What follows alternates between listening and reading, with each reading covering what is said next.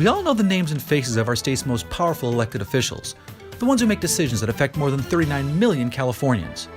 But what about those people who work behind the scenes, who are the real movers and shakers in state government?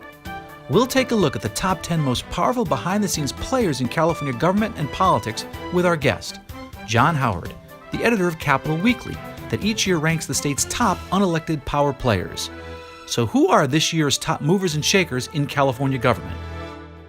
Additional funding for the Maddy Report made possible by a grant from The Wonderful Company, harvesting health and happiness around the world. Chevron's Coalinga oil field and Fresno County have been doing side by side for over 100 years.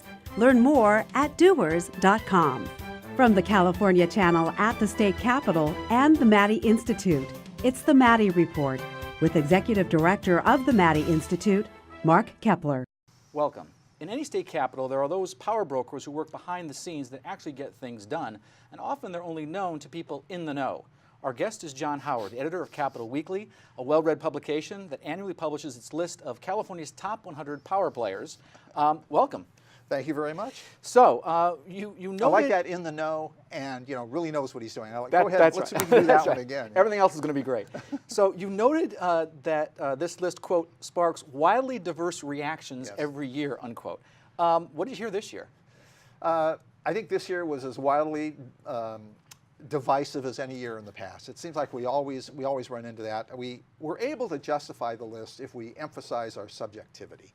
We try to make this as rigorous as we can. We try to have a methodology here, the methodology being what were the big events, what were the big groups of interests that played a role in this year's political scheme, and then we try to look at those groups, why were they successful, even the ones that weren't particularly successful but had a really strong showing because of maybe a person was involved in advocating something or they got together something. That's what we look for. I bet people who want to get things done at the Capitol probably read this to know who to talk to about certain issues. They do, and that's actually a big compliment. We deliver this by hand. Tim Foster and I, our executive director, and me, we go to the Capitol after the book is released and we deliver it to the offices by hand. We take it to the governor's office and we ask them about it. And one office told us that the chief of staff has the staff read it, so they can look at people they need to call if they have legislation. I took that as a compliment. Absolutely. So you acknowledge that your list is a little bit subjective, but do you have any specific criteria that you use when you compile the list? Yeah, I think first and foremost, whatever the job title of the person is, that's not so important as how much that person makes use of that job, that title. There are lots of people who have these great titles, chief of staff. But some of them are able to really advance their boss's agenda, manage a staff in such a way that legislation is pushed through. It's really difficult. Capital is, as you know probably as well as anybody's, Capital is very intense, very politically driven, a lot of hyper-partisanship. So going beyond the job title is one thing. Another thing might be, we go through a period where, drought is a good example. We went through a period where intense drought, 6 years. During that period, part of that period, there are people at the center of decision-making, how we react to the drought. The drought ends, we're covered with water, we've got water everywhere. The drought ends and the emergency regulations, to the extent that they're not as stringent as they were before, that person who is involved in drought decision-making may not be as germane now as in the past. That's just one example. You're looking for the workhorses, not the show horses. Yeah, pretty much, yeah. So this list every year changes. Yeah. Some names dropped off, new ones are added. Without mentioning names, sure. Okay. I imagine some folks got upset when their name didn't appear on the list this year. What reasons did you give them when they called you or sent you an email? And I didn't take their calls. Oh, okay, that's probably a good idea. Why take their calls? We make it clear that we'd like to have sort of revolving door on the list in some fashion. It's hard to do that if you want to be as true as you can to the list, because there's some people from year to year who are significant, whether it's an election year, whether it's non-election year. I think a good example of that on the Democratic side is Gail Kaufman. She's probably involved in elections now. This is an election year, but people go to her for advice, and they go to, on the Republican side, Jim Brulte's the party chair. So he doesn't have elections now, but he's working on all kinds of stuff for next year. And even though the party, his party, is in a minority in California, the way he's able to keep his strength up and keep his folks together and do his strategy is good. And so I think that that plays into it. Well, let me ask you this. There are some newcomers on the list, 22 I counted in all. Can you tell us about some of them, pick out a few, Sure. and tell us why they were added to the list? Well, I think I was just looking at one here. Keely Bossler, who's the cabinet secretary for Brown. She replaces Dana Williamson, who had been in that position. And we thought this year, when we were talking about the list in the office and I was talking to people, I thought, oh, good, we have Dana Williamson's gone, so we don't have to have her on the list. This gives us an empty slot. We're always looking for empty slots we can fill. And Keely is her replacement, so we thought, great, she belongs on the list, which she does. Then we thought, well, wait a second. We ran that by people and said, you know, Dana Williamson's out there doing campaign stuff. She's working on a lot of stuff for the governor. And outside the office, as much as in, she's also a player that we care, a major player. So we go, okay, we'll put her back on the list. We try to have some unknowns on the list each time, so it's not an entitlement. We ask people, who do you think should be on the list or not? We basically do that most of the times when I'm interviewing people for stories, we ask them. So we try to freshen it up a little bit so it doesn't look like, you know, the old folks home or something, the brochure for the old folks home. Well, we're going to get into who those top 10 most influential players are in a moment. Okay. That conversation in a moment. This is the Maddy Report. Welcome back. I'm Mark Keppler with the Maddy Institute. We're talking with John Howard of Capital Weekly, who publishes an annual list of behind-the-scene power players in California. So who are the top 10 power players in state government? Number 10 is Alan Zarenberg, President and CEO of the California Chamber of Commerce. That's a slight drop from last year where he was number 8, but a consistent top 10 power player. So tell me about He always Mr. is. Zarenberg. He's a fixture on the list. I think that's fair to say. He's president of the California Chamber of Commerce. They have lots of money. They have lots of influence. They have lots of communications. But we like to play God. We like to move him around a little bit, you know, just because we can. He's got all the money, and we have a little. I'm sure it's little not bit of bothering him. influence, you know. He's in the top 10. I don't even know if he reads it, but they are very, very active in the political arena. The Jobs PAC, they get involved in. We associate them with Republican campaigns, but they also get involved in the Democratic side. They have that jobs killer package, that the bills that they don't. They do. Yeah, and they're They pretty have, successful at getting those killed. They get a frankly. lot of communication speed on that. Their job killer bills every year. They introduce. I mean, they point out what those bills are, and they develop a spin that goes after the bills, developed in the public eye. We don't write about job killer bills. But it's pretty amazing how successful they are. With that, and you think in a Democratic state, Democratic-controlled legislature, the chamber is pretty successful, and they work across the aisle. Yes, they do. Yes. On cap and trade, on transportation, they've discussed this with the governor. That's a good point. This is a deeply blue state, but I'm told at the local level there are more Republican officials than there are Democratic officials in the states. And we think of California as deeply blue. We look at voter registration. There's a rising tide of independents. That is hurting Republicans. Right. But you couldn't have a list like this and have Alan Zarenberg off the Right. list. Well, let's talk about his counterpart, who's number 9, and that's Angie Way. He's the legislative director with the California Labor Federation. Yes. The big labor group. Tell me about her. I think Angie Way, and she's another fixture on the list. This is a good number for her, but she is. I think of Angie Way as sort of the strategist, the commander of the ground troops. The reason the organized labor in California has such strength is because they have lots of people they can throw into a battle on any given campaign.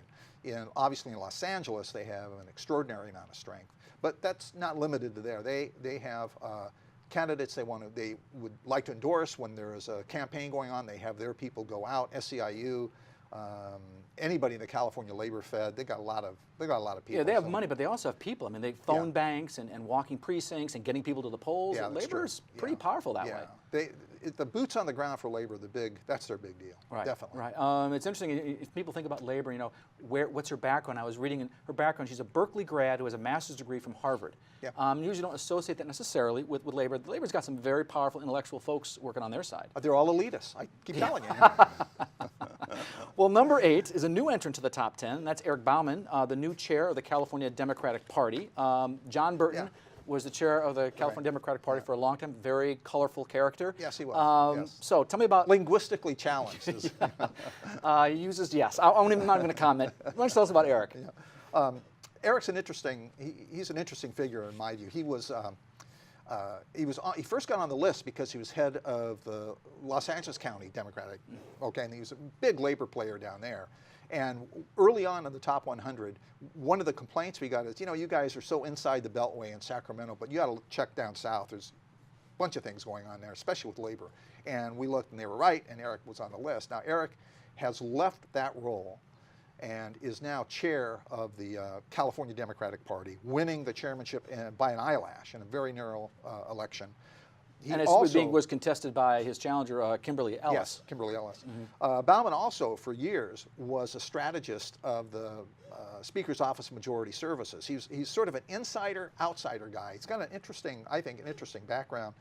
He's a cousin of the guy that played on Sha Na Na, Bowser. Come on, you didn't, really? Yeah, I know he's from the Bronx. I didn't know that he was. Totally. But he's viewed as a very capable administrator, cracks the whip, doesn't mind doing that. And gets things done. When you look at policy, I mean, the votes are in Southern California. And so it's not surprising he would rise to the head of the Democratic Party here. So number 7 is a person that I think our audience knows quite well, and that's Elaine Howell, the California State Auditor. She's a frequent guest on our program. She made quite a move this year. She went from number 25 all the way up to number 7. Why the big jump? Yeah, she's a pistol. She's been involved in a lot of stuff. And her audits this year were by the way, I think she would like that. Yeah. She'd like that. Take it as a compliment. She probably, her number probably was 25 was probably too high a number for her, and I think this sort of accurately compensates for that. But her audits play a role in policy. She went after the University of California. Absolutely, and that was, I think that was one of the reasons when we put this together that she had was put at number 7. She brought that out in a way that was bulletproof against partisan complaining. Often you see, they'll get hits from various people on political dimension, but this was facts, figures, money. I think the most damaging thing to UC that emerged from her audit was her contention that UC people did not cooperate, that they actually were loath to cooperate. They denied that. Yeah. But Elaine Howell has pretty measured language. Yeah, so. She has no problem calling it as she sees it. No, not for sure. Well, up next, we're going to continue our countdown with positions 6 through 4. That conversation in a moment. This is the Maddy Report. Welcome back. I'm Mark Keppler with the Maddy Institute, and we're talking with Capital Weekly editor John Howard about the top 10 most influential behind-the-scenes players in California politics and government. Number 6 is another newcomer to the top 10, Robbie Hunter, the president of the State Building, Construction, and Trades Council, another labor group. Yeah. Why is he on the list? There are several reasons. I think probably the biggest reason this year, and to have that good a number, I think was the passage of the fuel taxes to finance major multi-billion-dollar infrastructure. Yeah, not just any, that was a $5.2 billion tax. That was a big deal. Per year. And you got to remember, Building Construction Trades Council, they have people, they represent, I hope I got this number right, 325,000 workers and a bunch of affiliated unions, but a lot of them work on big construction projects. Yeah, these are craft unions. Exactly, and infrastructure is a big deal to them. He has boundless energy. He's also a lot of fun. He's, I believe I have this right, it was either his grandfather or his great-grandfather actually worked on the Titanic. Oh my gosh. Yeah, and he's an absolutely in-your-face labor leader. He's an old-fashioned labor leader. He was, there's a photo in his office of him sitting on an iron girder overlooking downtown Los Angeles. Oh, like a picture out of the 1930s or something. Exactly. In fact, I thought it actually was. I realized that's him. He's not 100 years old. But John L. Lewis, these big, bigger-than-life labor leaders. And he's an easy call. He's very popular within the movement, too. I know the administration likes him. It does take a special trait to be able to relate to the common man, to relate to the governor at the same time, and be effective that way. Still make your $400K a year. So yeah, well, not that he does. That was an example. Okay, so let's talk about number 5. Number 5 on the list is one of 2 people actually from the San Joaquin Valley, and this is someone our viewers know quite well. That's Mac Taylor, who is the head of the California Nonpartisan Legislative Analyst Office. You describe that office as the go-to place for anyone looking to understand the nitty-gritty of California's budget, the fiscal impact of ballot initiatives, and an array of budget-related topics. I don't think anybody would disagree with that. So tell me about Mac Taylor. He's amazing. He and his staff are pretty amazing. For one thing, they're the closest thing to reporters in the capital community, in the state community, because they actually look at data that we all see, they look at numbers that we're all fed at one time or another, and they analyze them with astounding rigor, a sense of humor. They truly are nonpartisan. I've talked to many Republicans who like them. Democrats say the same thing. You've got to have a benchmark you go to when you're trying to go through this forest of budget. They haul out the LAO report when it supports them, right? When the LAO report doesn't support them, it's the worst analysis I've ever seen. Absolutely. And of course we say he's nonpartisan, and I do too. Of course he's hired by the legislature, and who runs the legislature? But with all that, I think he's got that reputation that he's very even-handed. And when I say him, I really mean his staff. Staff's pretty amazing. Right. A second thing is that unlike earlier ledge analysts that I dealt with, who were equally good, but his staff is able to talk. So if you want to know something about healthcare, you can actually talk to a healthcare person on the staff rather than have to go through Mac and talk to him directly. You know, what's interesting, he was telling me one time that he had a meeting with his staff, and he asked him, well, how many have been on the Maddy report? He said almost the entire room raised their hand. And so he's very good about making sure that his experts have an opportunity to talk about the topics. And we find it's fantastic for our audience because they get to really learn, you know, what's really going on in state government in a very objective way. Yeah. You know, he doesn't like it. When I first had him on the show, I found a quote about him, and a quote about him was, he's the skunk at the garden party that is the state budget. And he doesn't like it when I say that, but I think he's the person. That's a great quote. He's a person that kind of sets everybody straight, so he's got a very, very good reputation. I definitely agree with that. Yeah, so number 4 on the list is a person with another Valley connection, actually a former board member of the Maddy Institute. That's Diana Dooley, Secretary of Health and Human Services. And just a little anecdote, you know, when she stepped off her board was when the governor appointed her as secretary. She called me up one evening and said, Mark, I'm sorry, I'm going to have to step off the board, you know, because of this appointment. I thought that's a great appointment because everything I know about Diana Dooley, I mean, very impressive person. Yeah, totally. I absolutely agree. I just a few minutes ago finished talking with her. She was at a conference we're doing now in healthcare, and she was our keynoter. Diana Dooley is a major twofer. For one thing, like you said, she's Health and Human Services Secretary, a position to which she was appointed by Brown before Brown was governor. He appointed her in the interim. I don't remember that happening before, it must have, but she was appointed in December. He didn't take office till January. I think the first appointment he had. Very first appointment, and a very high-level appointment. And she goes back a ways with him. She was with Jerry Brown 1.0. Yes, that's right. Was on his staff. So very amazing. And she's also, I mean, she works because of the Affordable Care Act, Covered California. She's very involved with that. That was the second thing. She's the chair of the board of Covered California, which is the health insurance exchange, or the health insurance portal under the ACA. So she's right at the center of healthcare policy in California. And right now, I mean, as we speak, and we don't know how all this is going to end, but right now, with Graham Cassidy going on in D.C., nobody knows what's going to happen with the ACA. And she's right in the middle of that, all that's going on. I mean, if you read stuff on the ACA nationwide, they typically point to California as the model of how it was kind of rolled out, and a lot of that goes right back to Diana Dooley. Yeah, I think so. Yeah. Okay, so up next, we're going to talk about the 3 most influential behind-the-scenes players in California politics and government. That conversation in a moment. This is the Maddy Report. Welcome back. We're talking with Capital Weekly editor John Howard about the top 10 most powerful behind-the-scenes players in California politics and government. And we're closing in on number 1.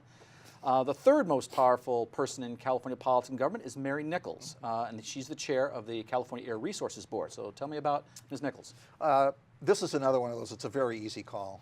You're right. She's chair of the Air Resources Board, which is at the center of the cap and trade program and other environmental clean air initiatives that the administration supports and has for many, many years. Mary Nichols has been around for, I almost said forever, but almost forever.